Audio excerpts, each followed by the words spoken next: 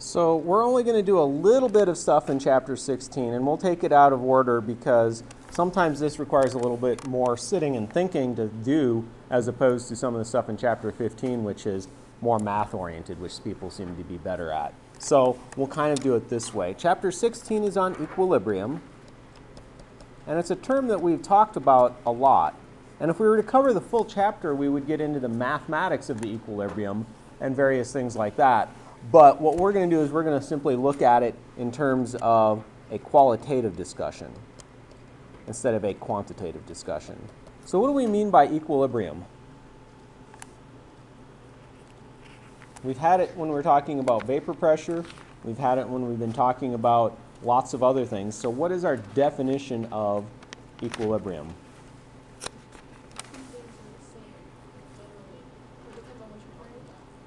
What about them are the same?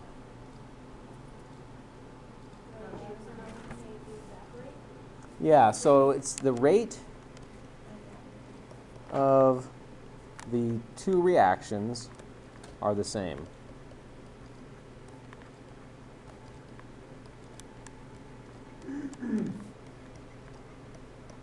Causing a steady state situation to occur.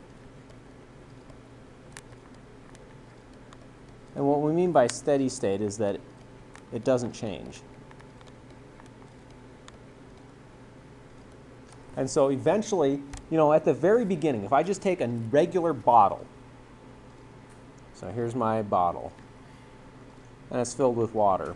At 0 time, for instance, we would say that it's all liquid and that there's no gas molecules, right?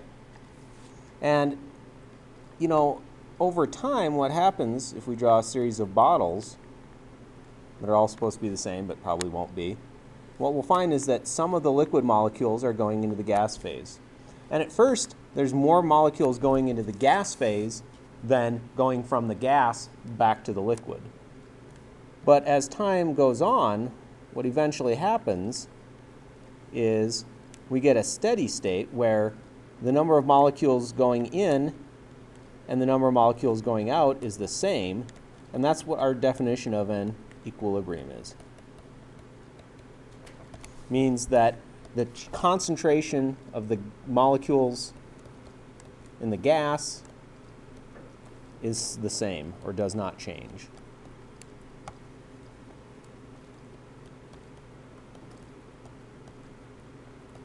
And we generally denote equilibriums with double arrows like this. And sometimes we draw full arrows, and sometimes we're lazy and simply draw those little half arrows like that. And that's our symbol that we use for equilibrium. And what the arrows are supposed to represent is that the reaction goes both in the forward direction and it goes in the reverse direction. Now what we want to be able to predict is what happens to the equilibrium when we change something in the system. For instance, if I add more water to that, what does that do to the equilibrium? It changes the amount of molecules that have to be. It adds more molecules to the liquid phase, right? But at the same time, there's going to be more molecules that go into the gas phase, right? Mm-hmm. And so the overall equilibrium won't change by adding water in a situation like this. Now this is for a phase change, meaning we've been talking about the difference between liquid and a gas, not a solid, phase changes. What we're going to look at now is reactions. And the principle we're going to apply is called Le Chatelier's principle, and he was French, so his name looks different than how it's spelled, and I think he even has a little hat over the A. And what he says is that if we stress a system, then the system relieves to respond that stress and restore a new equilibrium. So if a system is stressed, and we'll talk about what stress means more in a bit, then the system seeks to relieve the stress.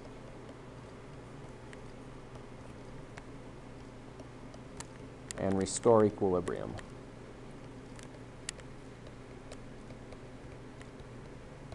So there's a bunch of words in there, and I want to kind of define a bunch of them.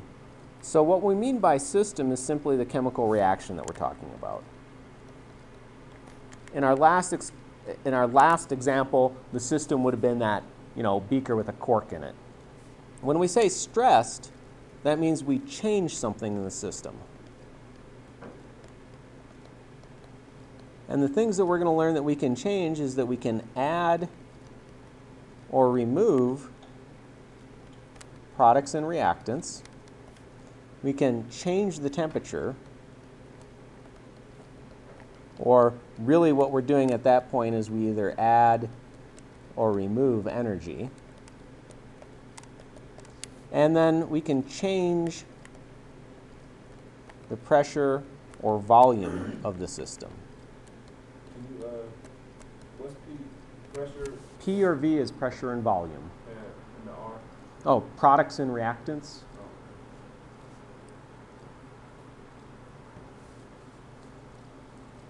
And then when we seek to relieve the stress, what we're going to say is basically we want to know, does the reaction go forward, meaning sort of from this direction, or does it reverse and kind of go back in that direction, meaning which arrow changes. And then what we mean by restore equilibrium is simply that we achieve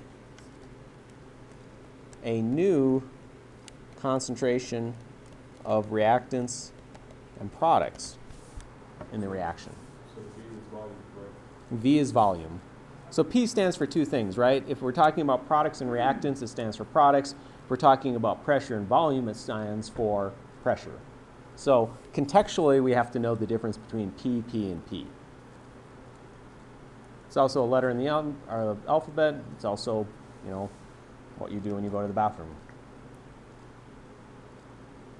What else can P be? Is that vegetable or vapor? Yeah, the vegetable too. What? Is that the Change the pressure or volume of the system. P can also be peas, which are nasty and disgusting most of the time. Just can't stand peas. So it achieves a new reactant and product? Well, it achieves a new concentration. Remember those little brackets always meant concentration.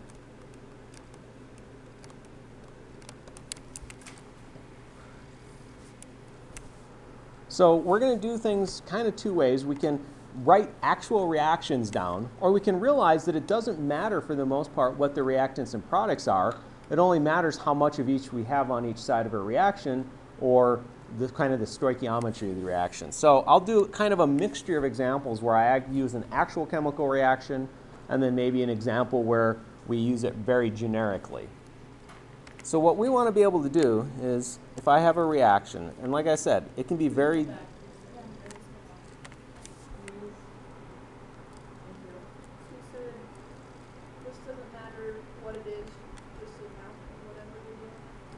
For the most part. I mean, there's very little chemistry actually going on here. The only thing we're going to really care about is occasionally whether something's a solid, liquid, or a gas, but we'll wait until we get to that section. So again, this is not so much chemistry almost as it's going to be a little bit more math or kind of a thought process. Oh wait, that's my other class, sorry. They're doing gas laws, and what we realize is that there's no chemistry involved between gas molecules because they have such high kinetic energy that they can't interact with each other, right? And so the intermolecular forces in a gas don't matter.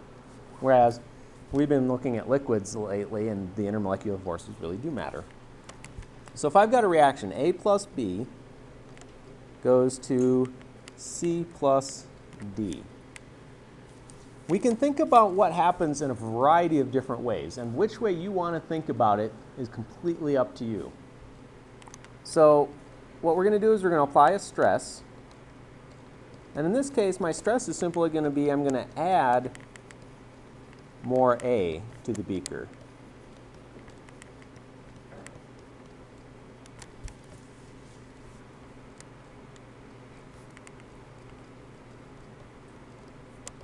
So imagine if you have a chemical reaction and halfway through the reaction you just dump some more of one of the reactants in. One, not both. So how is it going to relieve that stress? So remember, what it wants to do is it wants to get rid of what I just did to it. Does it add more B? No, meaning the reaction can't add more B, right? So the idea is that if I increase the amount of A, right, what do I want to do? What's the opposite of increasing A? Yeah, so to relieve the stress, I have to remove the A. Now, how can the reaction do that? Remember, we sort of anthropomorphize some of this, and we talk about, you know, the reaction doing something, but the reaction is just a bunch of chemicals in a beaker. It's not like they can jump out of the beaker or do various things like that and run around. So how does the reaction get rid of A? True, but very slow, and there's much faster processes. How do I get rid of A in this reaction? What happens to A every time it reacts with a B? Turns to C and D? Yeah, it goes away, right? So what happens is to remove A, the reaction speeds up in the forward direction in this case. Yeah, so what happens is the forward arrow gets bigger, the reverse arrow is going to be smaller now until it gets to the new equilibrium. So what really happens is I take an A plus a B, and now I'm making C plus D, and I only have a little bit going in the backwards direction.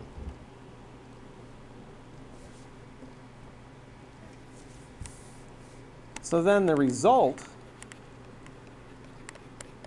is that if I take a look at the reaction at its new equilibrium, now the new equilibrium is eventually going to occur, and so those arrows are going to go back to being the same size. It's just that the concentrations of things change. So if I'm getting rid of A, what else does that also mean I'm getting rid of? B.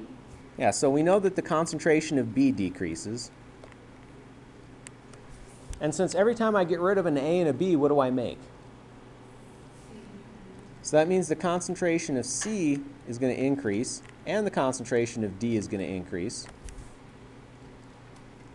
Now, what happens to A is the tough one, and so we want to make a statement about that, and I'll even put it in a different color to really emphasize it.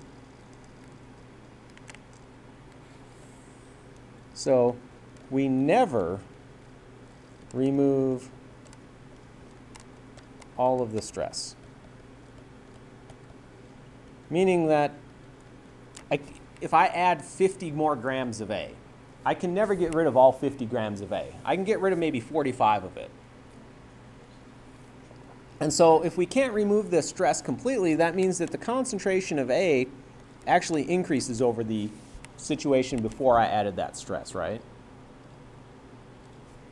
Therefore, there's some extra A left.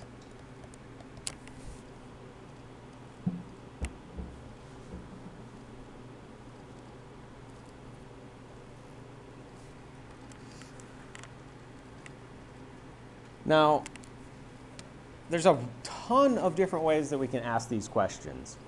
The general way I ask it is by giving you kind of a chart to fill out. And so if you take a look at your homework, for instance, if we take that same reaction, oops. That last red little bit, it says some extra A left. Yeah, I got it. It says there's basically some extra A left over. So the concentration of A really does increase. Just not as much as we added to it, because most of it's getting taken care of. And so what we usually have is a column where you can put the stress, and then under each of the columns you're supposed to indicate whether, let's leave a little bit more space. So we're going to have the stress, the direction the reaction shifts, and then we're going to have a column for each of the reactants and products. So we're going to have a column for A, a column for B, a column for C, and a column for D. And what you really have to do is just fill in and predict stuff. I may ask you to describe what goes on, but I'll probably just have you make predictions. So, for instance, let's change my stress, okay? So my stress is now going to be to remove B from the reaction. And so what we have to decide is which way the reaction shifts, and then what happens to all the concentrations of A, B, C, and D. So if I remove B, what happens? How do I fix that stress? Yeah, I got to add more, but how can I make more B? No? Reverse C or D. Yeah, so if I remove B, meaning if this concentration decreases, the only way to make more of it is to shift the reaction in that direction. So we're going to reverse the reaction. And what I usually simply say is, just write the bigger arrow. So that's going to be a big arrow. That's going to be a little arrow, meaning we shift it towards the left. So the idea is that that direction shifted is our relief for the stress. And so if we kind of put it in words, if our stress is to remove B, our relief is to shift the reaction to make more B. And so then what happens to the concentration of everything? So if I'm shifting the reaction to the left, what happens to the concentration of A? Does it get bigger, smaller, or stay the same? Bigger. Yeah, it gets bigger. Now, we said that B, we can never fix the stress, right? So if my stress is to remove B, then the concentration of B has to decrease overall, right? What about C and D? Yeah, if I'm reacting C and D together to make A and B, then their concentrations have to decrease. So notice in this case, the only concentration that changes is A. Now, there are other words, other phrases, and other ways to picture and think about this. And so I'm going to do kind of one way, and if someone doesn't get it, what we can do is we can take a look at it using another set of phrasings or something. Or we can also start drawing pictures and take a look at what's happening. Before you go on, Mm-hmm. can you explain one more time so I can hear the information while C and D go down? Okay, so the way I like to think about it is if I'm shifting the reaction this way, right, to make more A and B, well, every time I make A and B, I have to use up C and D. Okay. So we could say that we use C and D, C and D to make A, if you want to think about it that way. So the reason we want to do things like this is that if my goal is to make more of one product, the easiest way to keep making more and more of a product is to simply keep removing it from the reaction as the reaction is occurring. Or other ways to do things, if that's not possible, is we're going to talk about pressure, volume, temperature, and various other stresses that we can apply to systems. But the general goal is that if you've got a big old factory and you want to make something, you want to maximize the amount of it you make, and the way you can do that is by shifting the equilibrium or the directions the reactions go. Okay, let's look at one more example of this. What if I take that same reaction and I add, say, C to the reaction? So this is going to be what happens to everything? The shift is different. Yeah, because now I have to solve a different problem, right? So, That's the way it's bigger. That's not the best. yeah. So if I'm adding C, right, then to get rid of C, I have to remove C by shifting towards the reactants again. And so that arrow gets bigger, that arrow stays smaller. Now generally I just draw the bigger arrow and not the smaller one, but it's not a bad idea maybe to draw the smaller one. Well, so if I add C, right, I want to be able to get rid of it, so I have to do the exact same thing I did with the previous question, which is react C with D to make more A and B, to get rid of the excess C. Oh, so the arrows are going the same way. Yeah, and so sometimes the reaction is going to shift to the left, sometimes it'll shift to the right. Now here's the key. When you're doing the homework, you have a 50-50 chance, because it's all up, down, left, right types of questions, right? So what I do on the test and on homework is I simply ask you the same question 5 different ways or 5 times, and if you're just guessing, you're going to get it wrong sooner or later, right? Meaning, unless you're really good at guessing, you'll miss some of the points, no matter what. Jess, are you awake or not? Yeah, I'm like, Just checking. So what happens to the concentrations of A, B, C, and D? A and B Okay, do people see that? Okay, and then what happens to C and D? Yeah, C actually increases, right? Because we can't remove that stress. And since we're shifting the reaction away from D, we're using it up. You guys seem to be masters of this already. No. Then, Brittany, why don't you ask a question here?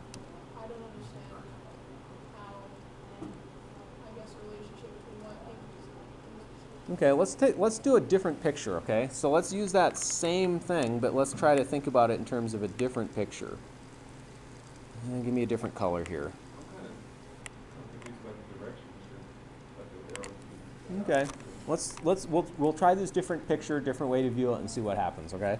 So let's say we have a reaction where I've got 6 A's, 6 B's, 6 C's, just to keep everything nice and easy.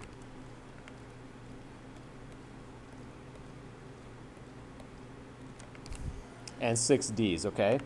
Now my stress is to add more C, right? So my stress is going to say add a bunch of C molecules. Does that make sense? So to get rid of the stress, what do I have to do to the reaction? You have to balance it?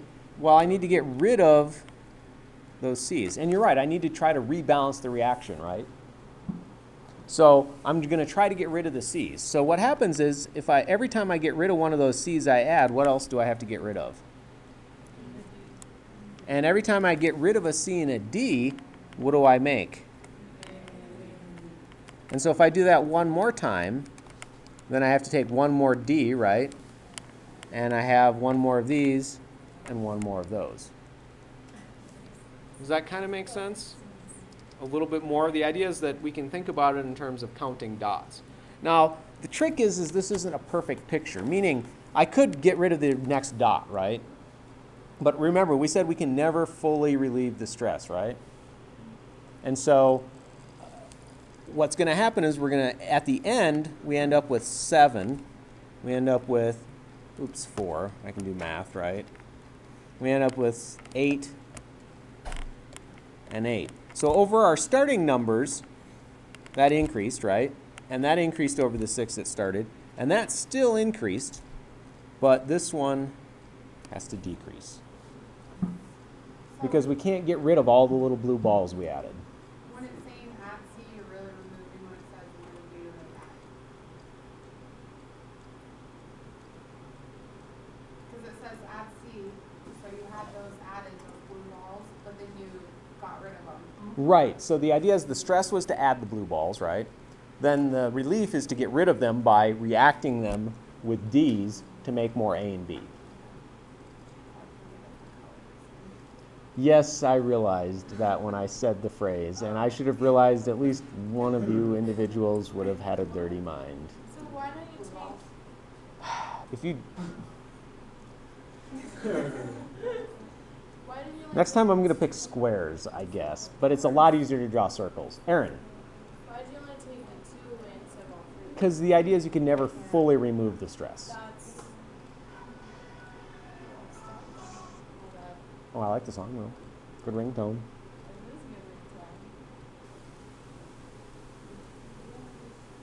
Well, that must be the end of that question.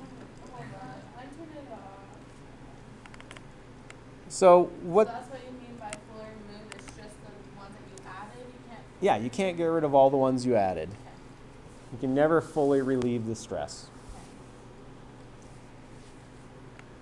So what we're going to do now is we're just going to add different things that we can change. So if I take that same reaction, so I'm going to have my stress, I'm going to have how I relieve it, or which way the reaction kind of shifts, and then I'm going to have a reaction. And it doesn't matter what letters we pick. We can pick X plus Y goes to A plus B. It doesn't really matter.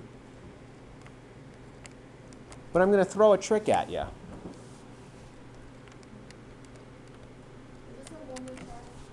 Yes. I'm going to add one more thing, heat. So if I put the heat or the energy on the right-hand side of the reaction, is that exothermic or endothermic?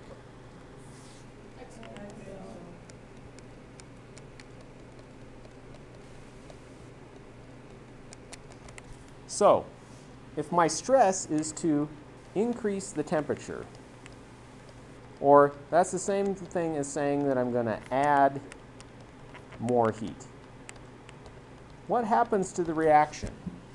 It wants to remove that stress.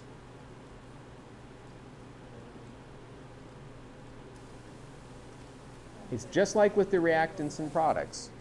Am I going to shift towards the right or the left?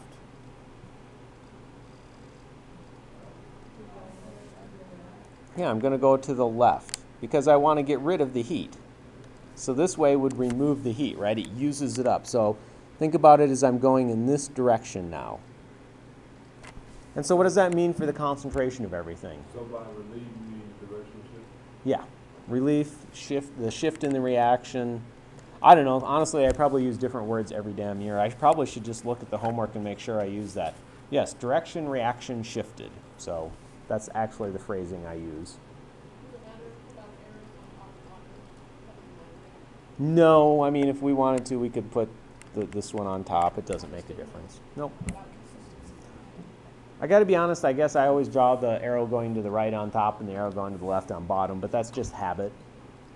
So X and Y, increase, decrease. A and B, heat increases overall. So there's a net increase in the temperature of the system, but not as much as we might expect. So heat is just like a reactant or product. And so we do have to review, though, that endothermic means that it shows up as a reactant, right? And exothermic means it shows up as a product. Good review anyway, because guess what? Exothermic and endothermic is certainly on the final in some manner or not. We talked about it in Chapter 4. We've talked about it in Chapter 8. You know, it crops up over and over again, and so we should know that. What's the R stand for in that? Reactant? By endothermic? Yeah, so it's a reactant, and here we're saying it's a product.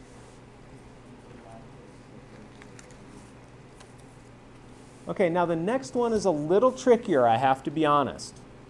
Mostly because we skipped the chapter on gases a little bit, and because it's not as obvious what's happening in the reaction.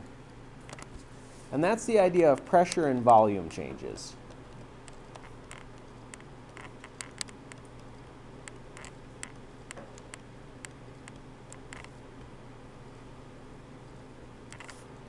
So first off, it only affects gases.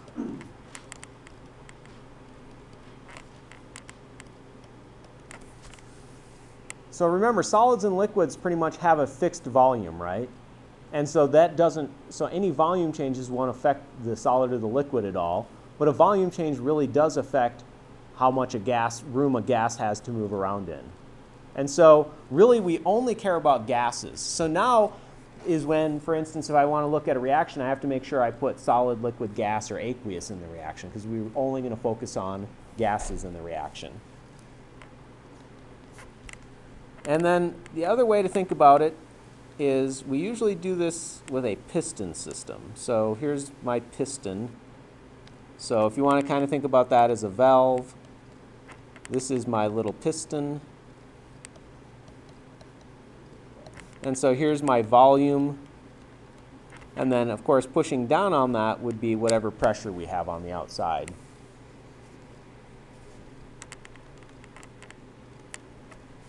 Now, are you guys familiar with what a piston is? They're kind of like in your car. Think about it as a sliding valve. So if you've got like a water bottle here and you had... A syringe, guys. Yeah, think about a syringe. So think about this as being a syringe. So notice that if I increase the pressure, what happens to the volume?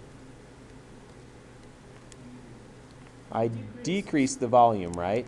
Meaning if I push down on that syringe, that's pushing down on the top plate, so that must be decreasing the volume, right? And so correspondingly, a decrease in pressure, meaning if I let up on that thing, then it's going to expand, and that's equal to an increase in volume. So what did we say when things are opposites like that? Like vapor pressure and boiling point are opposites. Inversely proportional. So pressure and volume are inversely proportional.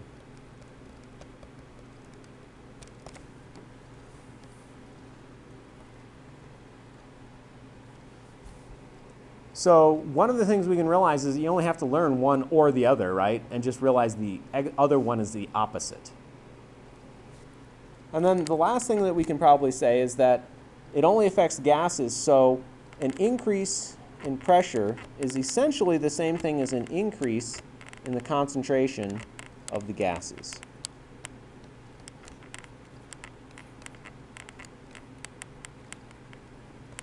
Think about concentration. We generally measured in moles per liter. So if I increase the pressure, that's going to decrease the volume, the liter part of that moles per liter, and it looks like we have much more gas than we really had. Or think about it this way maybe. If I have a container here, and I have 1, 2, 3, 4, 5 balls in it. Squares, 5 squares. I have 5 squares in it. So that's like saying, for instance, I might have 5 moles in, say, 1 liter. If we say that that's the volume of 1 liter. Now, if I squash it down, I actually made a bigger picture. If I make about the same size picture and I squash it down so the volume is a half of what it was, I still have those 5 little squares in there. And so I have 5 moles, but now I only have, say, 0.5 liters. And so that's really the exact same thing as a 10 molar solution, whereas that is just 5 molar. So basically think about it this way. By decreasing or increasing that pressure and or decreasing the volume, remember they're opposites, it's kind of like I increase the amount of gas that it looks like is in there. And so the idea is that I want to get rid of that. And so then after that, everything is exactly like what we were talking about when we were just increasing A and B and C and D. So all this does is add one more step to your chain of logic that you have to use. So let's look at an example. Let's wait a second instead.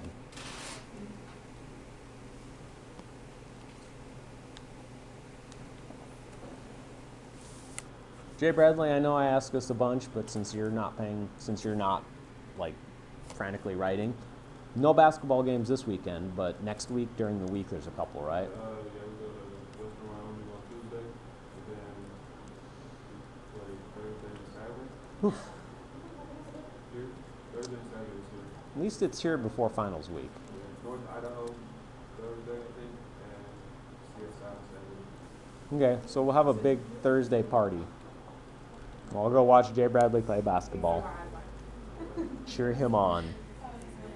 And then yell at Brittany when she makes timing mistakes. Okay. So here's my stress. Here's how I'm going to shift it.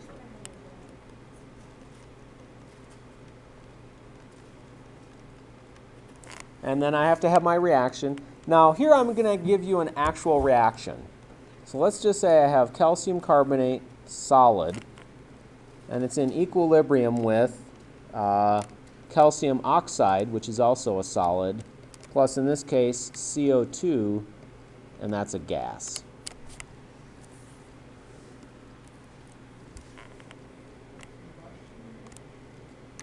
Not combustion technically, because we would have to add O2 to it.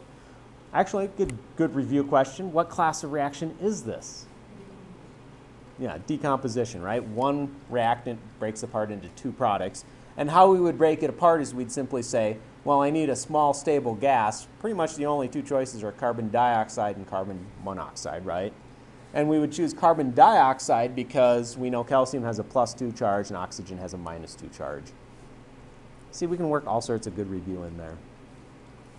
Okay, so my stress is going to be to increase the pressure.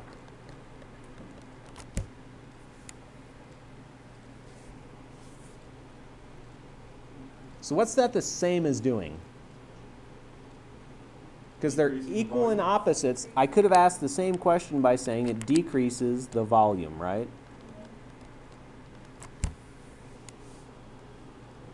And then let's add that last piece of step to the logic. What does that mean about the concentration of things that are gases? It's directly proportional to the pressure? No? It is proportional to, but the idea is, so the idea is here, when I decrease the pressure, right, that led to what looks like an increase in the concentration of the gases, right? Because I have the same amount of gas, but in a smaller volume, so that means my moles per liter gets bigger, right?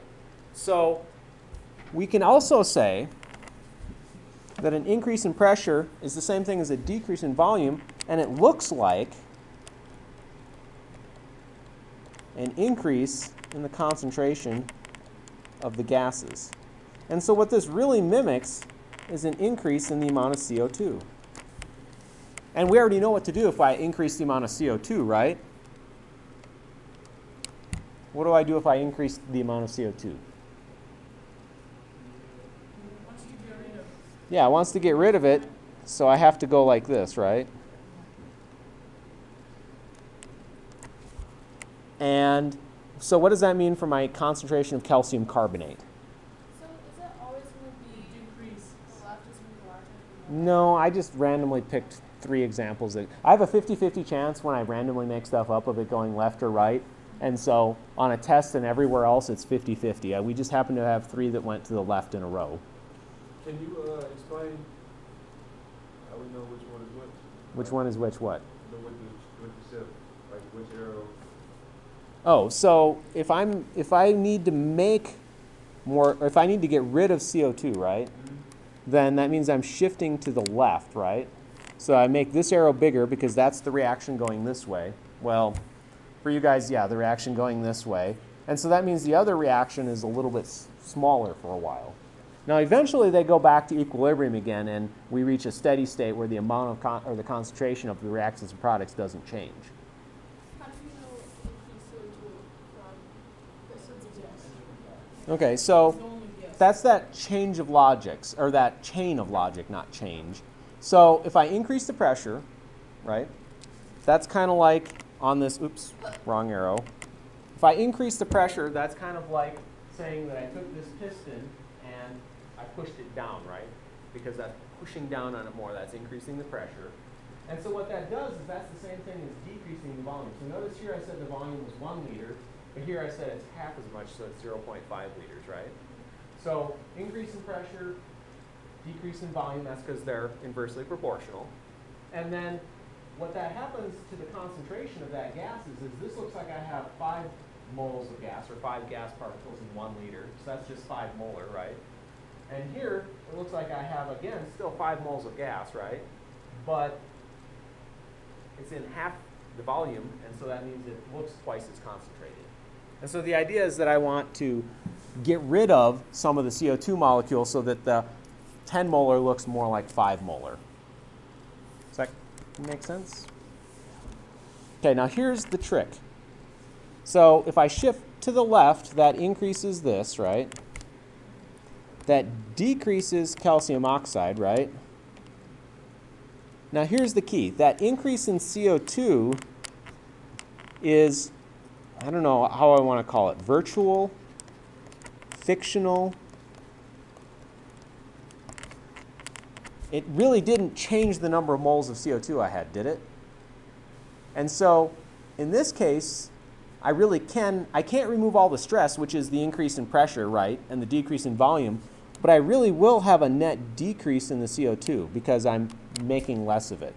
So here, the stress is like adding CO2. CO2 is going down?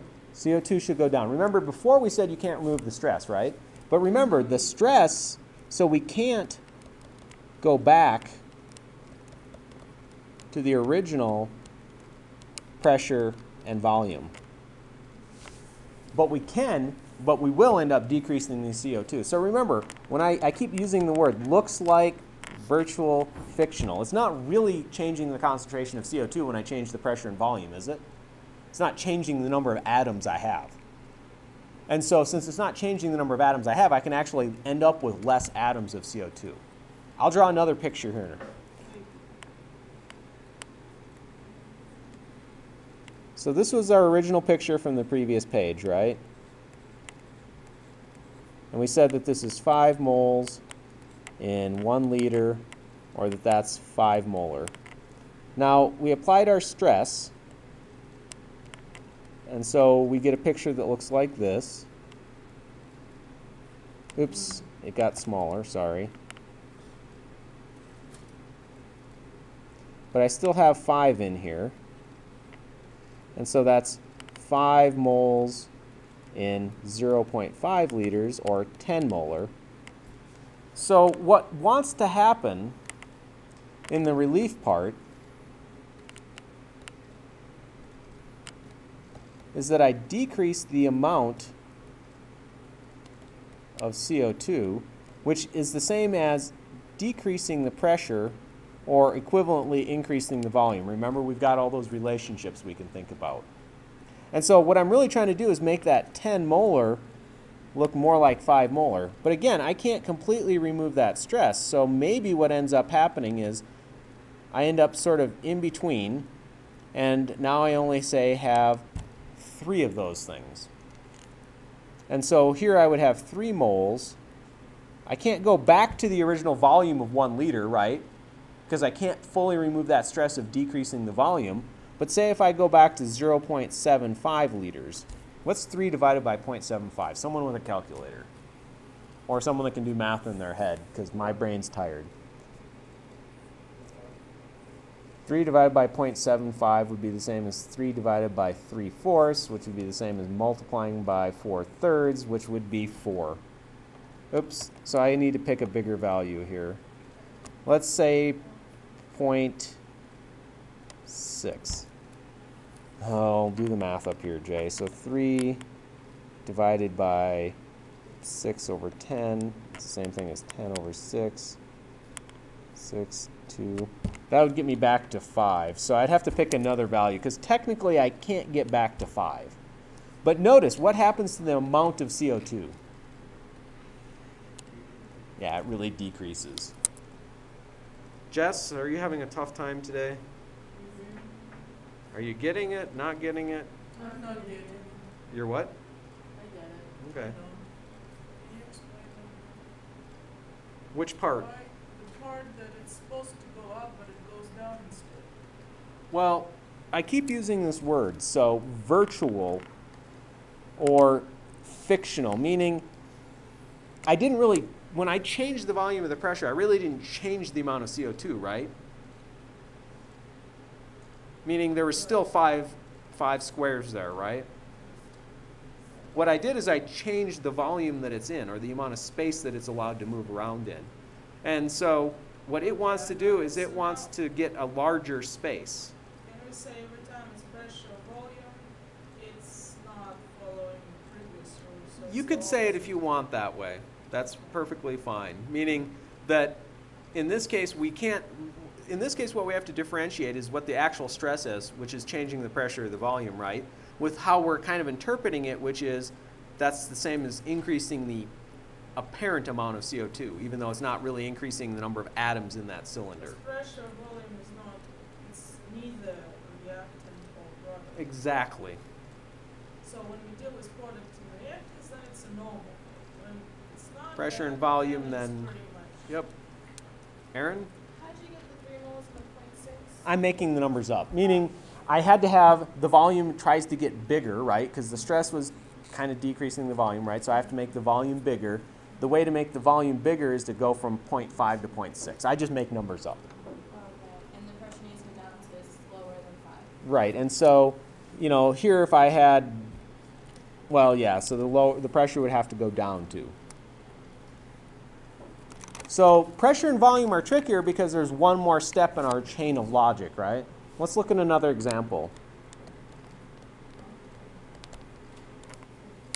Let's see, stress, there's my shift. Oh, I hate coming up with reactions for this because it's tough. Let's see, do I have one of my notes that's nice? Let's see, can I think of a reaction that has lots of gases in it? Here, we can do something like this. What if I have CH4 gas plus O2 is a gas? So what type of reaction is this if I'm reacting CH4 plus O2? Combustion reaction, right? And so what are my products in a combustion reaction? CO2, which is a gas, plus, which is a gas. And technically it's plus heat, but we're not going to worry about the endothermic, exothermic. And then I have to balance that reaction. Golly gee darn it, this is tough. Let's see. I need 1 CO2. I need 2 waters, right? And I need 2 O2s. Well, this is a shitty example. Let's change it. You knew this was going to happen. Why don't you go ahead and balance it? Well, okay. We'll do that. We'll leave it this way. It's not the example I wanted to show right now. It's a different example, but that's okay. What was it? Oh, CH4, right? Okay, so how many moles of gas are on the left side?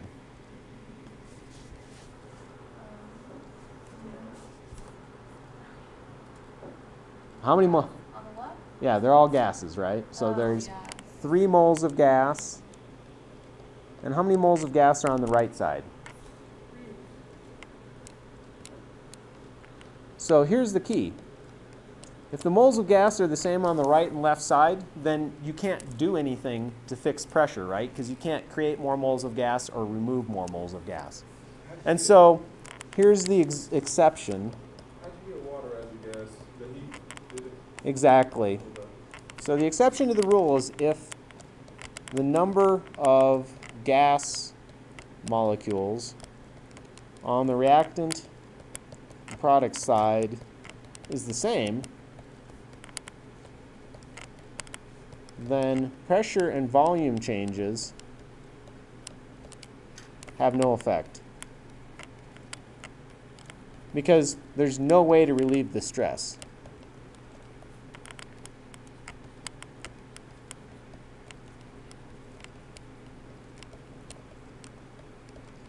Meaning if I did increase the pressure and decrease the volume, that makes it look like the concentration of all of the gases increase. But there's no way to shift that reaction to make more or less of one of the 2 gases. And so we're, in this case, you just can't relieve that stress. Okay, I got a better example. We'll use this next one.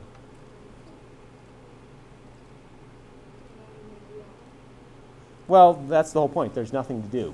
If I increase the pressure, then there's no way to relieve the stress. Is the rule the exception to that? Well, it's the exception to the rule that when we change pressure and volume, that we can fix it by shifting the reaction. Meaning, if the volume of gases on both sides is the same, then there's nothing you can do to change anything.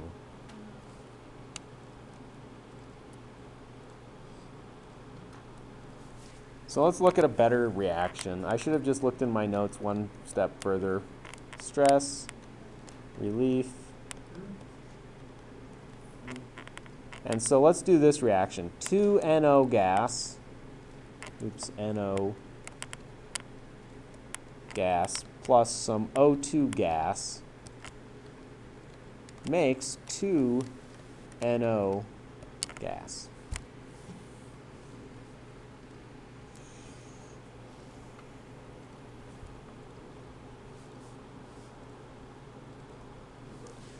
So the stress I want to apply is I'm going to increase the volume.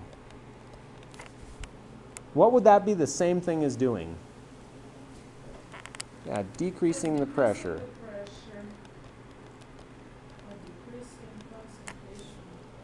Right. Now, if I take a look at it, I've got 3 moles of gas on this side in equilibrium with 2 moles of gas in this side, right? So increasing the volume and decreasing the pressure is essentially the same as decreasing the concentration of all gases, right?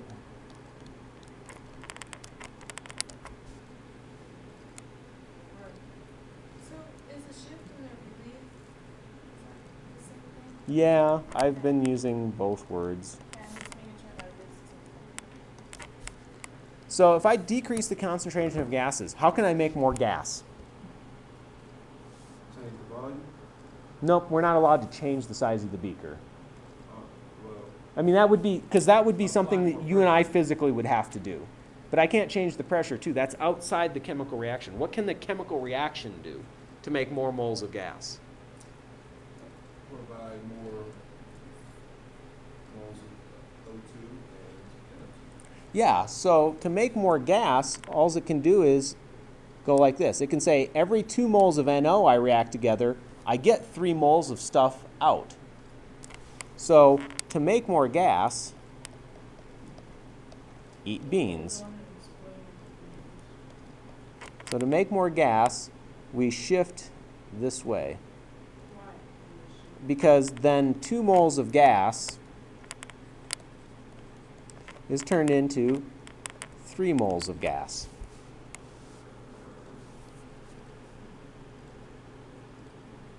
Remember, so the idea is that if it looks like there's less gas in there than there was before, the reaction wants to make it have more gas molecules in there. Or it wants to make it look like there's more gas molecules in the reaction. The previous one had CO2, only gas. Yeah, That was easy. We knew we were dealing with that CO2. exactly. How do we know which one we're dealing with? How do we know the error was Well, okay, so let's go back to that example real quick. So we can abstract it from the fact that we said CO2. Here I have 0 moles, right? Here I have 1 mole. It doesn't matter that it's the CO2 or anything. If I need to make less gas, or wait, in this case I need to make less gas, I have to shift that way, because that takes 1 mole of gas and makes no moles of gas. That's the only way to decrease the amount of gas in the reaction. Why is there 0? Because it's all solids. Remember, this is Oh, gas. we're counting gas. Luckily, there's no gas-producing four-legged creatures present. What? We're kind of like equalized. Yeah, right? that's the whole idea behind Le So there's Chatelier's 1 here principle. and 0 here, we go that way. Yep. So in this case, if I need to have more gas, see, I removed gas, so we This means want, that we need to go that way, because there is less on this side. no, we want to make more gas, because we changed the stress, right? Oh, And again, it's a reaction that goes to the left by chance. It's 50-50 when I make this stuff up. So what it really is like saying is I flipped the coin 5 times and I got 1 head and 4 tails, apparently. Can you just explain like the increase in volume? I just don't understand why it's going to the left. Okay, so let's draw our pistons out again, okay? So how many squares do you want? Okay, right? So that's 3 moles in 1 liter. So that looks like I have 3 molarity, or 3 moles of gas, right? 3 molarity. Now remember, that gas can be lots of different things, meaning some of it's NO, some of it's O2, and some of it's NO2. Whoops, there's a 2 here. Otherwise my reaction doesn't balance too hot. Cannot violate conservation of mass, correct? Not allowed to create or destroy matter yet.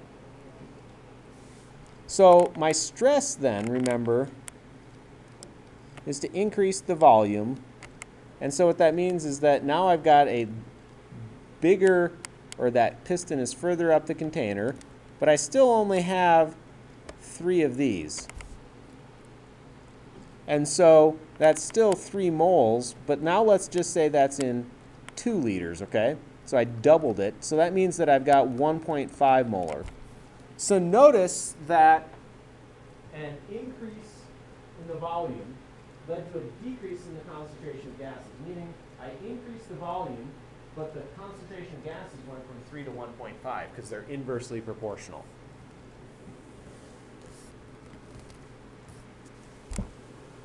What it is there's a chain of those relationships, right? Some things are directly proportional, some things are inversely proportional, and we just have to walk ourselves down that chain.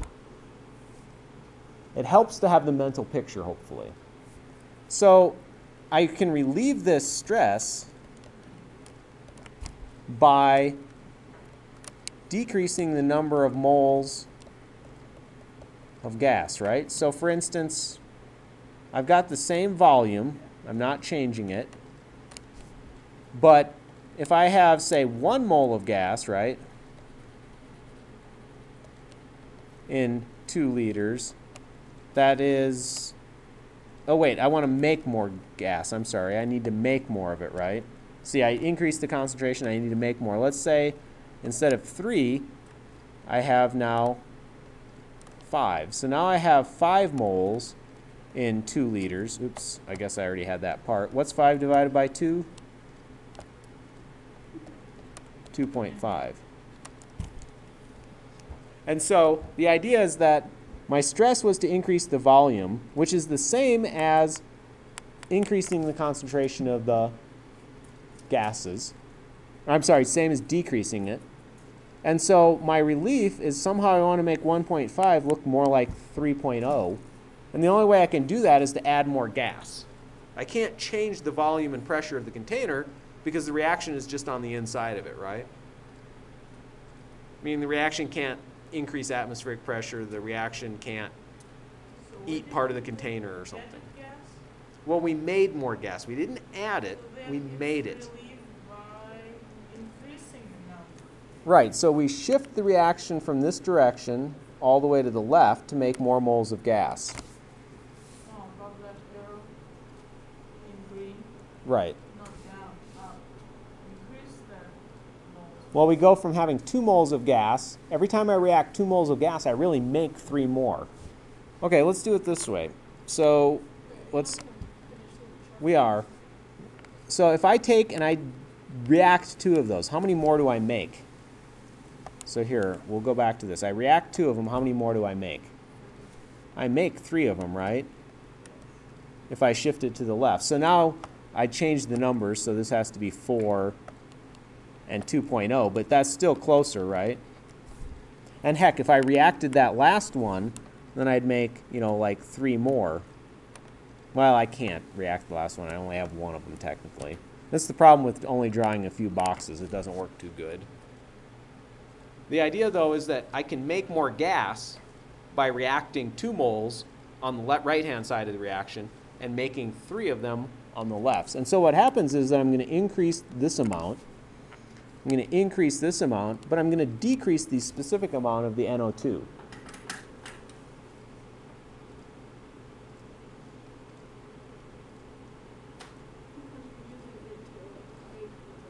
Right. So every time I get rid of 2 of the NO2s, I make 3 of the other things.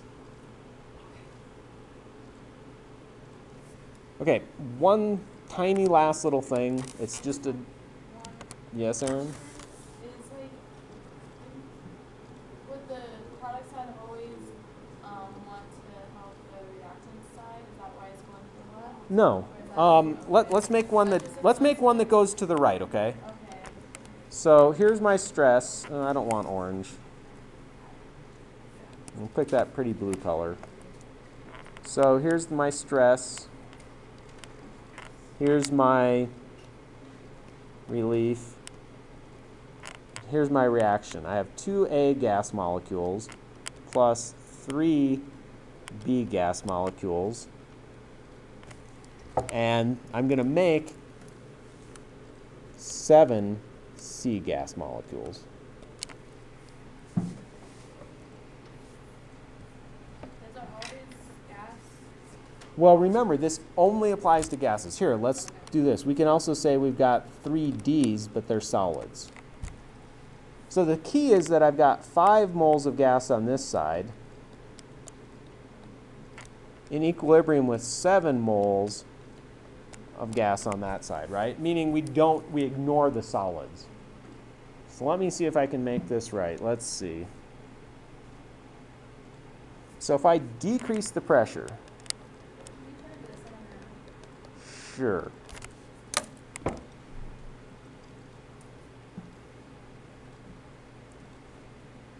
What's she asking? Slow down? I'm decreasing the pressure. So I'm going to go fill this up with more water, and I don't get dehydrated.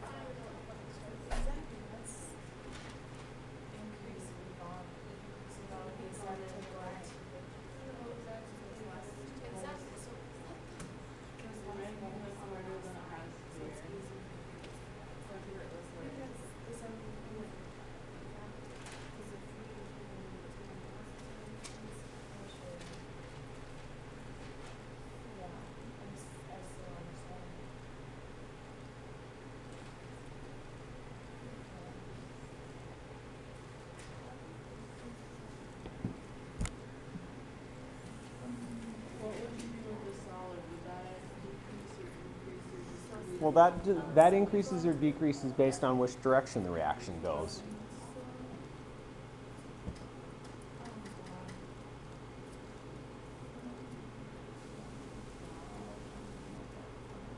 Do you go to the right? I have no idea until I do it out myself, to be honest. I meant it should go to the right just because that was what you asked for an example, It but still goes to the left. Yeah, it does. does it really? We have 5 and we have 7. It tries to get the west, so it goes towards west. Let's work this out then. So that was the question, right? So increasing the pressure, or I'm sorry, decreasing the pressure is the same as increasing the volume, right? This is constant. Which is the same as decreasing the concentration of gases, right? So then to relieve it, I want to increase the number of moles of gas, right? So that means I have to go to the right. Why? Because every time I go to the right, 5 moles of gas makes 7 moles of gas. So I get better and better, or bigger and bigger. You get more gas from the 5 moles if you react it. So I can change 5 moles into 7, so I get more of it. It's like money. If somebody hands you $1 and says, come back in 2 days and I'll give you $5 more, are you going to come back in 2 more days? I understand where you guys come from. I just don't get it how that applies to that equation. I just You want Well, let's put some numbers in it, okay? So let's say I've got 50 molecules of A, right? And I've got, say, 75 molecules of B, right? And let's see. That's 150, right? 125. What's 125 divided by 7? Actually, let's just say this. I got 100 molecules of C, right? And we don't care how much D we have because it's not a gas, right? Does that make sense? So, what's the total amount of gases I have? 225 molecules. I've got 50 and 75 and 100, so that's 225 molecules of gas, right? And let's just say I have that in a 1 liter container, so that's 225 molar, right? Now we said that we increased the volume, right? So now my stress is going to go and say I've got 225 molecules of gas in, let's say, 2 liters. That's as good as any, right? So now it looks like I've got 225 divided by 2, which is 112.5 molar for the concentration, right? So the idea is that here's my stress. that number doesn't really matter. No, we're just making up numbers. So my idea is that I want to relieve it by increasing the molarity. See, the arrow goes that way. No, that's not saying which direction the reaction goes. That's just saying I want to make 112 more like 225. Are you saying Because that's not the reaction. That's something separate, right? So I want to make 112 more like 225. So I have to increase the number of moles of gas, right? So how can I make more moles of gas? Well, let's just say I use up, say, 20 of these, right? So I'm subtracting 20, right? And how many of the B's will I have to use then? I need 3 B's for every 2 A's, right? So I need, I should have picked easier numbers to deal with. If I have 20 A's, 20 divided by 2 is 10, right? So I need 30 B's, right? For every 2 A's, I need a B, so 20 to 30, right? Okay, now how much do I end up making over here? Well, I make, for every 2 A's, I make 7 B's, so I should make 70 C's, right?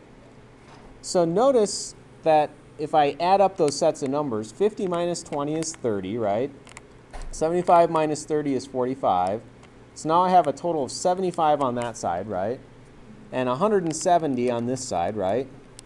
And 170 plus 175, ugh. 5, no carrying a 1, 4, carrying my 1, 245, right? So I've actually overshot my mark by picking these numbers. But the idea is that that number got bigger, right? Before it was down, so now I have 245 molecules in that same volume, which is 2 liters, and so that's what, 145 divided by 2 is, I should have brought a calculator. Anyway, I'm certainly much closer to 225 than I am to 112, right? Does that make sense?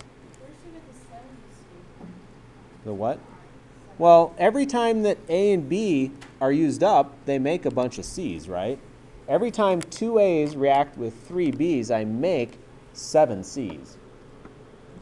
So this increasing the number of molecules of gas in order to release stress is on that side increasing or on which side increasing?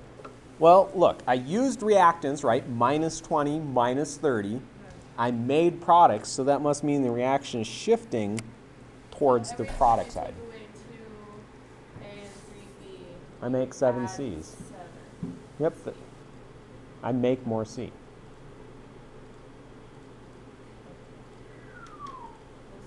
It's tough. It's going to take a little while to wrap your head around it. Y'all didn't get chapter 13 and 14? Life's tough. You guys have to toughen up. For a week and a half, you have to be tough. Ooh, I'm trying. I know. I'm not saying anyone's not trying. I'm just saying you're going to be tough. What? Why is it different from the previous, very previous example? Here we decrease the pressure, which is the same as increasing the volume, right? So in the previous one, I decreased the pressure and increased the volume, Yeah, right? this one, no. Okay, so let's take a look at the difference. So one reaction was, the first one was, No, this one and the previous one. that's what I'm saying. So so the first one went like this, right? 3 moles was in equilibrium with 2 moles, right? This one is saying 5 moles is in equilibrium with 7 moles. So notice the number of moles of gases is different. Even though the stress is the same, the number of moles of gas on each side of the reaction is different. So on the last problem, since you're taking away 2 and 3, the A and B would be decreasing and C would be increasing. Yeah, A would decrease, B would decrease, C increases, and technically D increases too, right? It's just D doesn't change the pressure and the volume, so when we're doing pressure volume stuff, we don't think about it, but it does increase because every time you make C, you have to make D. This is still the thing I don't understand is like how you know which way to go from the decrease of pressure. Because I'm making the opposite. So if I decrease the amount of gas, right, I need to make more of it, right? Well, to make more, 5 to 7 makes more. Okay, now, right there, go back to the previous one. That's the same thing. No, I'm gonna do them right here. Okay, I'll do them together. Yeah, do them together because I still. Okay, so if so my stress was decreasing. Gosh, what? Same thing. No, it's different. Look, 3 and 2 is different than 5 and 7. No. The pressure and the relief is the same. One goes to the right. This one decided to go to the left. That's not what I'm talking about. So here you're increasing the volume, which decreases the pressure. Right, and here I'm. In there, you're doing this. Yeah, we decreasing said. pressure, same thing. In both ways, in both examples, the concentration of gases goes down. Right. So in both examples, to relieve, we need to increase the number of atoms. Right. Yes. So that's the same. Yeah, but the direction we shift the reaction is. One goes that way. That's what the Right, but notice, this is 3 and 2, so it gets bigger going this way, or I'm sorry, we wanted to make more moles of gas, so it gets bigger this way, right? Well, this one gets bigger that way. So you just go to the So side there's bigger one, no matter what? no, it depends on what the stress is and what the question Okay, is. so if the pressure is same to decrease and the volume increases, you're increasing the volume, so you go to the bigger. Yeah, you want to make more moles. Yeah, so if we want more, we are looking which way it's becoming more. Correct. All the way to that. So you have to go one more step in your chain of logic, which is that just because the stress is the same and the way we want to relieve the stress is the same, doesn't mean the reaction part is the same either. There's a lot of different variables. That's why I'm saying it's almost impossible to just guess all these answers. So You're screwed if you try to guess. if you were trying to get decrease in volume, it would go from the 7 to the 5 because you're decreasing. So if I decrease the volume, that's the same as increasing the concentration of gases, right? Right. So that means I want to decrease the amount of gas. So in this example, I'd want to do the opposite of what those arrows are doing. I'd want to make less gas. Okay, I get it now. Thank you. That, right there, you should have did that first. I think Yeah. that would have, Did what first? this is what you just did. Put both of them up there? Yeah, because now I get it. Well, the trouble is if I tried to put both of them up there, I'd put the first one up there and you'd be like, why, Hardest part is figure out which way it goes. Yeah, This way it is. that's We usually shouldn't just say right away, we're just looking, if we need to increase, we're looking which way it's increasing, now let it know. Okay? Yeah. Well, everybody thinks different, That's the whole point. so, So we can draw more pictures, we can put more numbers on there. There's so many different ways that we can talk about this, that if it doesn't stick with one of you, then let's talk about it a different way. But that's it for basically 16 then. So we'll say that homework 16A is due Monday. did you give us 16? I gave you all of the homework for the rest of the semester a week ago. Or is it okay? Yep, there's only one homework for chapter 16. That's why I say it's not really going to be a full test. It's just one tiny piece of 16. We're never doing this homework. We're going out of order. Oh, So tomorrow. just confusing. So tomorrow we'll start in on chapter 15 on Monday, Tuesday, and Wednesday. And when are we having the review? We'll have the review whichever day we pick next week. Okay. And test is for sure Thursday. Thursday, probably.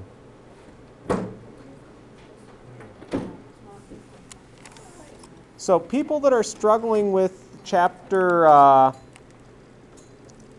which one is it? Kind of go nicely. Did I not start the recording or is it just being really